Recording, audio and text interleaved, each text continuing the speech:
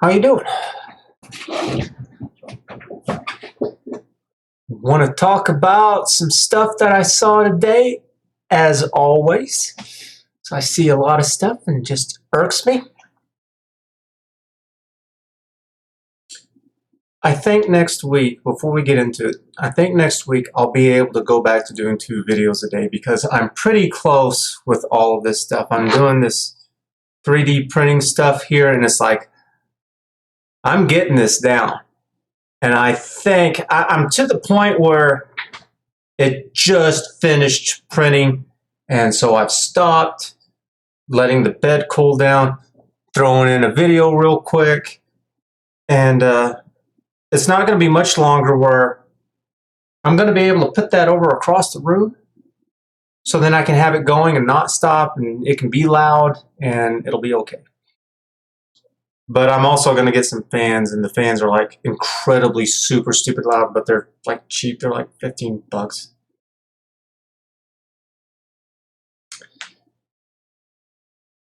So I just want to kind of reiterate what I'm wanting to do with the channel. I want to talk about kind of the lies that go on and how we can make things better, because I just hate nagging and complaining. So someone who just complains, someone who nags, it's whenever they're talking about things that they have no control over, and they repeat it, you know, they don't drop it. You know, it's one thing to kind of talk about your day, but whenever you keep bringing it up over and over and over again, it's like, no, you're just complaining and nagging about BS. Get over it. There's lots of things that happen that just nothing can be done about it. Or it's also, you're not doing anything about it. You do have some kind of control, and you just choose to do nothing, and you're just crying like a child. It's like, no, grow up, put on your big britches, and make something happen, because I'm tired of this negativity. Get off your butt and do something about it. Either that, or you can shut the hell up, because I don't appreciate your negative bullshit and trying to bring everybody down. It's like, no, you know what? I want this to be a place of peace wherever it is that I am, and you're not doing it. I want to be happy and content, and this BS of you crying doesn't accomplish that at all. And so I want problems being solved when they can. And then I don't want to just focus on this stuff. I hate going over this stuff. It's like it's just drama city with all of this stuff. And it's because there's not enough checks and balances like with the government. It's like the people should have more checks and balances in their favor to be able to put the government in check. So we're going to talk about this with, I've got my second monitor over here. That's what I'm pointing at, but you can see it up here on the screen over here. So yeah, I don't want to be just negative. So the other part of this is, what can we do in our lives besides listening to this drama and this BS? It's like, let's do something productive. Let's create some memories. Let's live life, and like real stuff, and not this superficial nonsense garbage. It's like, anyways, we'll get into it. We'll get there. Well, this is just a horrible, ridiculous story right here. And I came across this guy from another YouTube channel. The name of his channel is Steve Lato.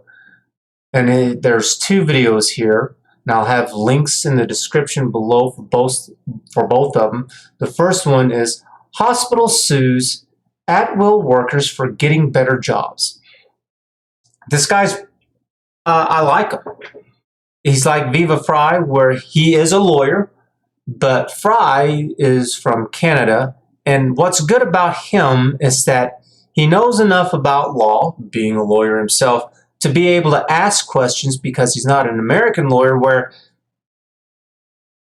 he's able to put it in layman's terms pretty well. I've heard lawyers, and they can get pretty jargon heavy, and it's like, But this guy seems to be doing a pretty good job of putting them in layman's terms, so then that way you don't have to be like a bona fide lawyer to understand all these little nuances that he kind of takes for granted for being a lawyer. He kind of keeps that in mind. And this is a hospital in Wisconsin where the hospital is suing the people, the employees, for leaving to go into work in another hospital.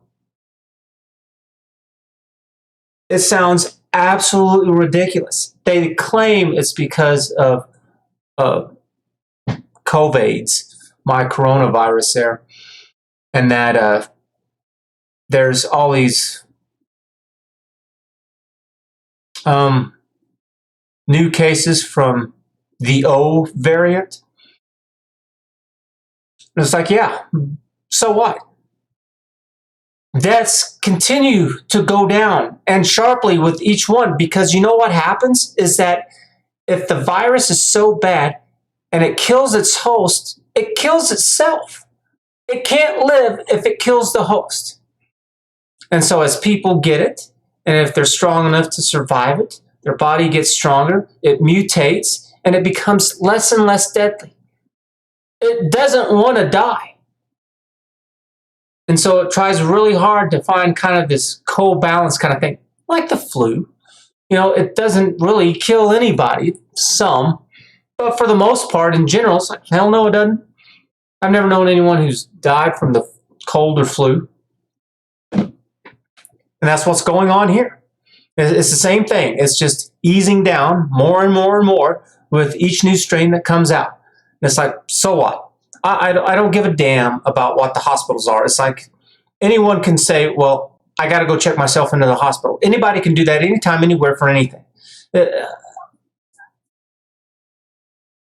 This came to my attention, I guess, a little more in my face whenever there was an interview with Jordan Peterson and Kathy Newman from the BBC. She gives this interview and she keeps twisting his words around, and it goes horribly for him. And then afterwards, whenever it's all said and done, like a day or two later,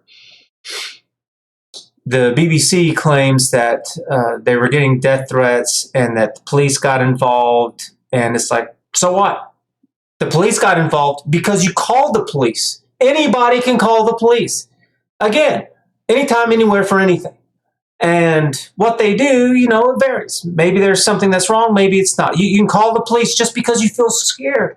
You feel like, yeah, something's going on. I think something might be going on. Can you come and check out my place? It's like if they have the time, they will. They're not going to put it very high up on their list. And depending on where you are, they may not even come at all. But you can. That's what they did. They called the police, and it's like, police didn't do anything. It's like, yeah, so what? What do you expect us to do? People are calling you bad names. They're saying some bad things. You know what? Even if we wanted to, we can't do anything because they don't even live here in the UK. What do you expect? It's like it happens to everybody. Grow up. But they did it for publicity.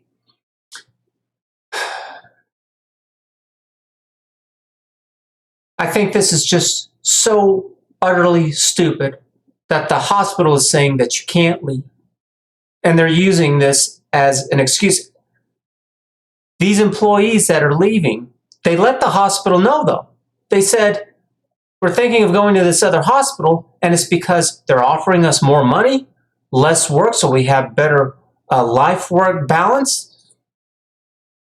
We kind of don't want to go, though, because we're entrenched here.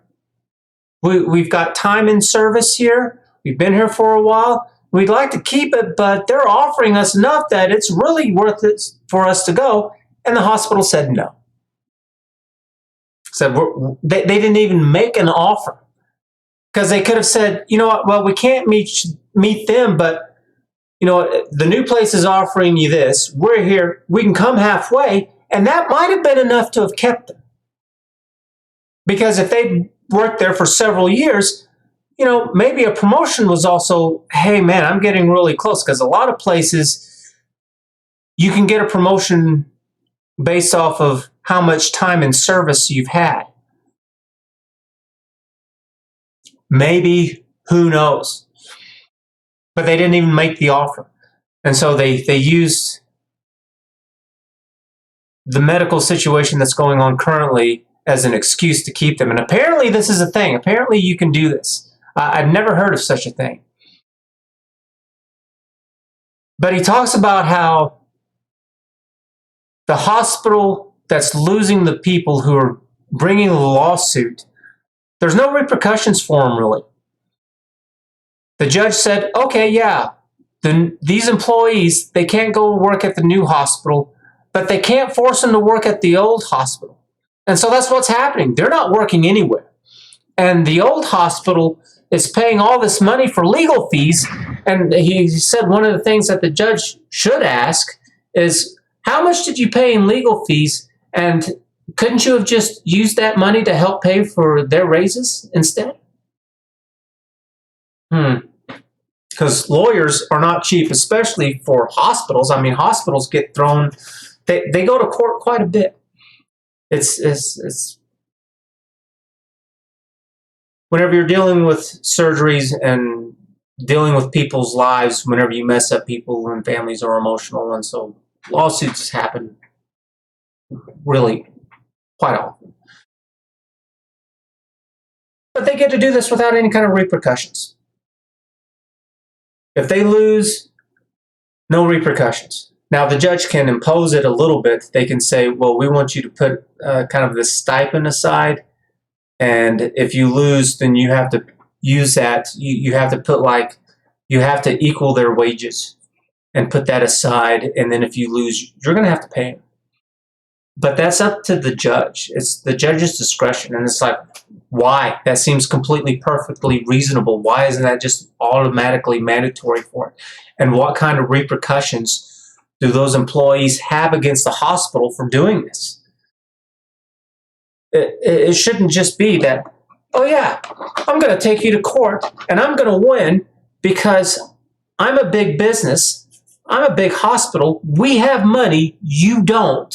I'll make you suffer and I'll just win through attrition because your money will run out first. What?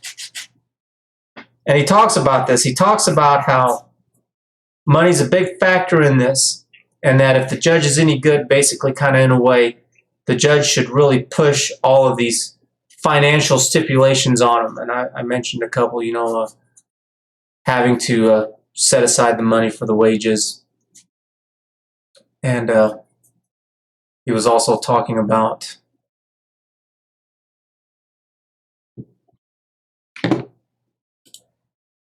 and then talking about the lawyers and, well, you're paying them. And he's also talking about how, and I don't think this is a good point, but saying that, well, they're going to work for another hospital and they're not having to move or anything like this. In this other hospital, they're capable of pretty much doing just about the same thing that the previous hospital was doing. I mean, well, that makes sense. I mean, they're not going to go off and be brain surgeons completely out here in left field. It's like, no, they're going to go off and do pretty much the same thing that they were doing before.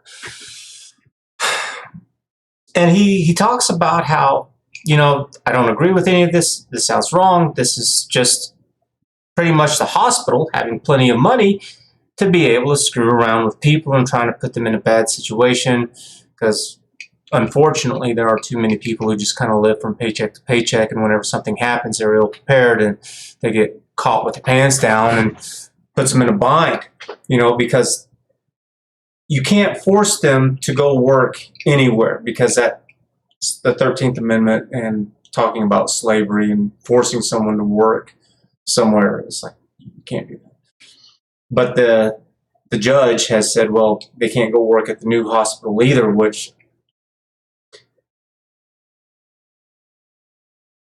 there should be repercussions against all parties. For both hospitals, the employees, the judge, the lawyers, everyone, for whoever loses and whoever's doing crazy, stupid crap. So, in this case, with the hospital, the first hospital, for doing all this, because they're not working anywhere, they're saying we need these people so that we can take care of the new variant that's going around, because we're being pretty staffed up here, but yet doing all this hasn't brought them back to work. It's like, okay, well, you know what? You should have to pay them the wages that the new hospital would be paying them, and double that. That they should take a hit.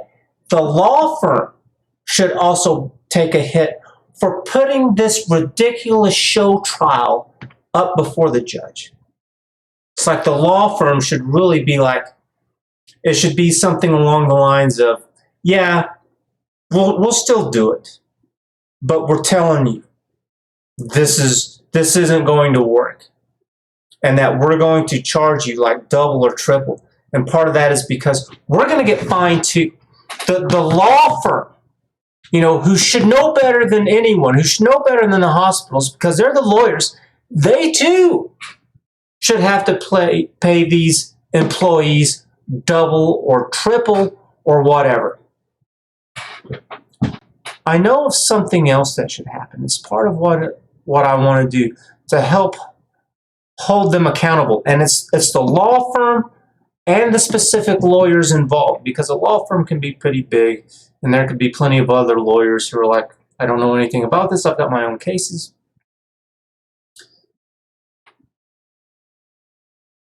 And this stuff should be happening at the lowest level possible, so then that way also that they can enact provisions later down the road to help prevent it from happening again.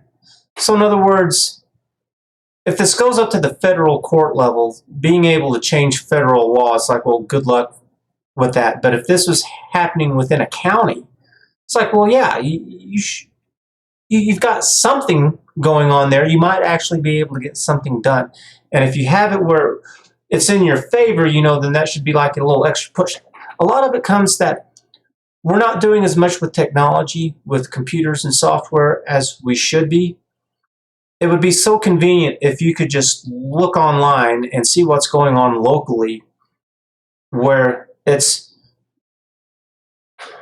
in the end, my side is going to be fact prevalent. Facts and truth are going to rule and dominate this thing. And whenever politicians and businesses lie, it's like, yeah, we're going to know about it, and you're going to be told on it. So it's like, yeah, there's just not enough checks and balances. And here's another one. This video he's doing is called Ticket Crazy Police Chief Resigns. And it's because in a little place where there's a little over 12,000 people, this place brought in over $600,000 last year. And they were making up things. They were making up laws that they were breaking, or not breaking, but laws that didn't even exist. They were just making this stuff up, and there's quite a few. And it's like, some of his people who were watching the videos were asking, well, why isn't the state getting involved? Why isn't the FBI getting involved? And he said, well, maybe they are. And, my question to all this is, well, what the hell do you need them for? It's like, yeah, it's good to have them, for sure. I'm saying, what about us? Why do we have to jump through hoops to get these politicians to stop being corrupt and to stop being pieces of trash? Why can't we bring enough proof? Why can't we be able to show this corruption and just get the withdrawal happening? Because he states that this is obvious. It's like, this little place should not be bringing in $600,000 a year. I think that's how much money he said. 600,000. I don't think it's 600 million. 600,000. And that they have 9 police cars, and only one of them is marked, and all the rest of them are blacked out. They're like blacked out SUVs or patrol cars or whatever. You can't tell apart from a normal car for the most part. And they're just going around just doing ticket after ticket after ticket, and he talks about how much it costs to get this stuff resolved. And it's like, for a lot of people, it's just quicker and more convenient to just pay it off and be done with it and to move on. It's like, all right, well, just pay the $200, $300, $400 instead of paying thousands to get this dealt with, and then on their terms. It's like, and then he talks about how there's the lying going on with the reporting of all of this, that he reads one headline, and it's like, that's not quite right. And then he reads another one, and it's the local one that kind of has it right, saying that, He was really kind of forced out of this because they were kind of getting caught up. And you know what the trash thing about all of this really is? Is that there's no repercussions for him. Let's say the feds get involved, the federal government, the state government, and they're like, yep, this police chief turned this into a ticket money generating scheme. Is that money going to get returned? Is this guy going to be able to go and be a police chief somewhere else? Get elected there too?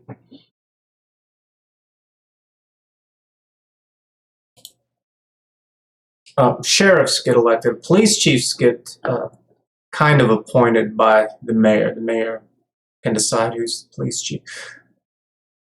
But what's the repercussions? Is the police chief going to have to dig this money back up?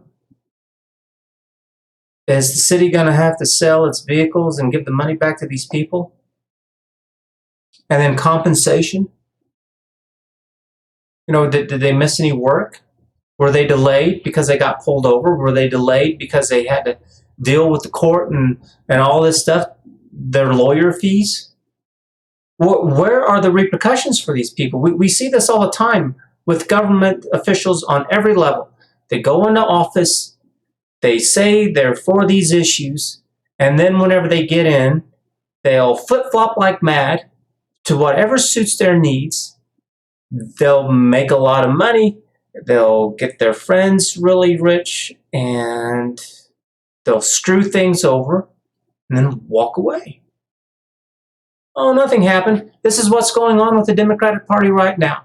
They're having the largest, well, maybe not the largest, but it's one of the largest retirements of the Democratic Party within, the past 30 years or something like that. I think the last time that this happened was whenever Reagan ran for president, if I remember this correctly from what I heard a few days ago. And there's just more and more announcements of Democrats who are just retiring. It's like you have screwed all this up. You have turned the economy to trash. And people are fearful. And it's like, I don't give a damn about your fears. My freedom doesn't stop because you're scared, because you can find a person out there who's scared of something. There are people who are scared of spiders and people who don't give a damn about it. It's like, I do not care about your feelings and your emotions.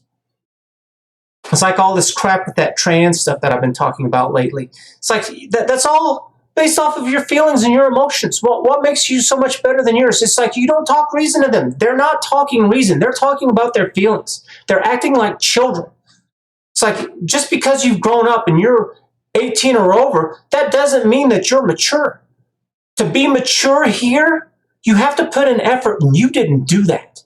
And probably because of your family life at home.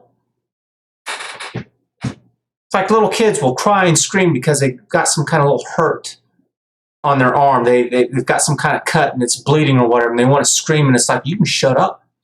It's like, I'll help you, but if you think that you're going to be screaming at me the whole time, you've got another thing coming. I know it hurts. I've been hurt too. You're going to get hurt again. But screaming about it, it's not going to make it stop bleeding. It's not going to make it heal. It's not going to do anything. So shut your mouth. Come over here, and I'm going to show you what to do. So the next time, if this happens and I'm not around and it's just you, you can do it yourself. And whenever it's just you that's around, all the screaming in the world's not going to make you go put a Band-Aid on and to deal with this or whatever it is that needs to be done. You need to shut up. You need to focus yourself, and you need to go to where the bandages are or whatever it is and deal with it. And these people, those trans people, they were just like, well, I can't describe what a woman is because it's what I feel inside. Sex is what's between your legs, and gender is what's in between here. It's like that all comes from you.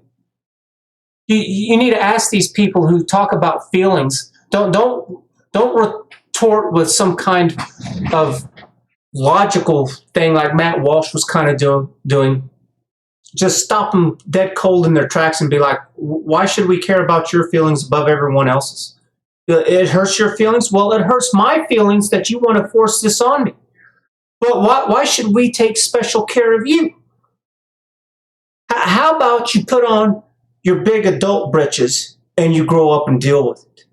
Because people say and do things that I don't like all the time, and yet I manage to deal with life, as does every other single person here. Why do we need to handle you with kid gloves? Don't talk to them about biology and facts. They're not going to listen to them. They don't care about that. They're having a little cry fest. Treat them like babies. They're acting like babies. Oh, poor little baby. Your feelings are hurt? Oh, are you going to be a big boy now? Oh, no, you're a big girl. Thank you for telling me, sweetheart. It's like, I don't care. You're not my kid. I don't give a damn about how you feel. You want to go do that? Go ahead. Go to your home. Knock yourself out. Live in your mom's basement. I don't give a damn. Don't bring that to me. I got my own life. I got my own things to do. I hate hearing these stories about people's feelings. It's like, you know what? How much better would the world be if people were actively participating and being more productive? It's like, I want a home of peace.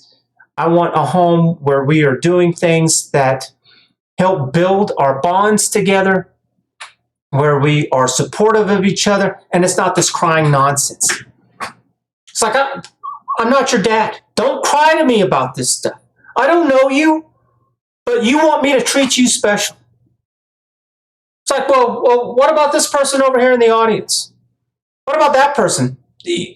I promise you, there's something that's bothering this person too, something that's hurt their feelings. Why aren't we addressing that? It's like, do their feelings not count? Why are you so special? Why are you above the rest of us? Because I'm telling you right now, you're not. You're below us because you're the one who can't handle a damn thing. Ridiculous. I don't want to run for office, but sometimes I think about it because it's like, you know what, if I ever did, one of the things that I would love to do is say, you know what, I want restrictions against me and my office. I want all of these checks and balances put in place, and I want them to be put in the hands of the people. It's like, you don't have to tell me that you need a full-scale, blown-out FBI investigation to see that what's going on here doesn't make sense. It's like, everything should be transparent. You should be able to go to a government website from this city where they have to put in how much money is coming in, where is it coming in? Oh, $600,000 from tickets. Let's compare it to the rest of the nation. Holy crap, they're like insanely overblown. We don't need an FBI investigation to know that it's wrong. We have all this information online comparing all this stuff.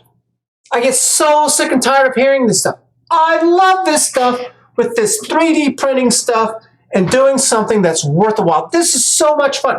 I would love it if I was better at this and I had kids and we were doing this and we were creating things for holidays and special occasions. And then instead of having the walls and the shelves decorated with crap from like Walmart, it's like instead it's filled with memories. Look at these things that you've done.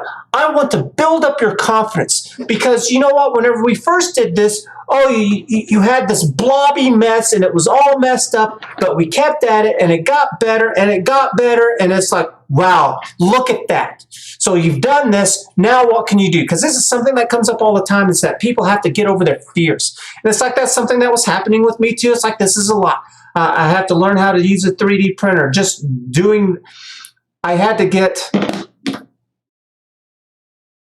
an SD card, a mini SD card, because that's what the 3D printer has. I don't have an SD card reader on this thing, so I had to get an attachable SD card reader with an HDMI port.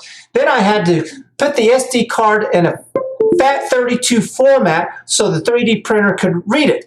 To do the FAT32 formatting of the SD drive, I had to download a program for that because it's not on Windows 10. And then I had to delete it after that because I don't need it for a damn thing else other than this. And then I had to learn how to use Blender, which is just mind-boggling complicated, but I managed to figure it out. But it was incredibly hard. I don't know everything, not even by a long shot, not even for what it is that I want to do. But whenever I'm looking for something where I want to be able to figure out how to do precise measurements for specifically doing 3D prints so I can make containers, it's like, good luck. I need to use Blender for precise measurements, for 3D prints. It's for beginners. Good luck. I've been watching hours and hours and hours of videos, and I find little snippets, messed up, do all this kind of stuff, do little test runs here, and it's like it messes up, and I slowly learn. And now I have some really big projects in line where it's like, yeah, I'm going to be really successful with this because I've got all this information and I'm not bogging down my time with this. I'm doing something with my life, something that I can be proud of.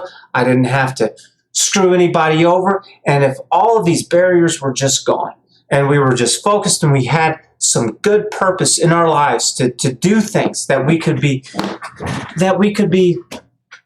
just glad, kind of proud.